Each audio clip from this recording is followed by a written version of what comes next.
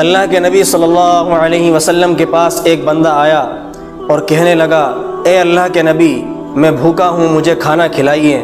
اللہ کے نبی صلی اللہ علیہ وسلم نے امہات المؤمنین کی طرف پیغام بھیجا، اپنے گھر پیغام بھیجا کہ اگر کچھ کھانے کے لیے ہے تو بھیج دیجئے۔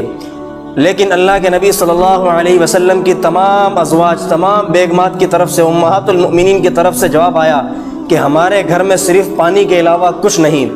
تو اللہ کے نبی صلی اللہ علیہ وسلم نے مجمع میں اعلان کیا کہ کون ہے جو اس بندے کو آج رات اپنا مہمان ٹھہرائے، اللہ اس پر رحم کرے۔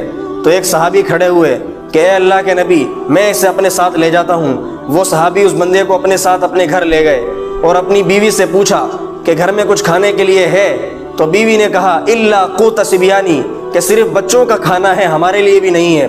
صحابی نے فرمایا کہ بچوں کو کسی طریقے سے سلا دو، کسی ہیلے بہانے سے سلا دو، اور جب کھانا کھانے کے لیے دسترخوان پر بیٹھے تو چراغ جو ہے نا کسی بہانے سے بجھا دینا، تاکہ وہ مہمان سمجھے کہ ہم بھی کھا رہے ہیں۔ تو بیوی نے بالکل اسی طرح کیا اور مہمان کو کھانا کھلا دیا، اور خود بھی بھوکے رہے اور بچے بھی بھوکے رہے۔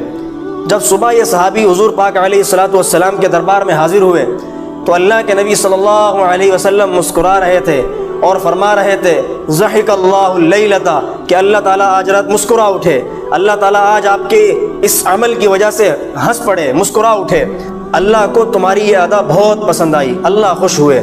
تو میرے بھائیوں، دوستوں، بزرگوں، غور کرنے کی بات یہ ہے کہ اللہ تعالیٰ فوراً خوش ہوئے، اور وہ عمل کیا ہے؟ ایثار۔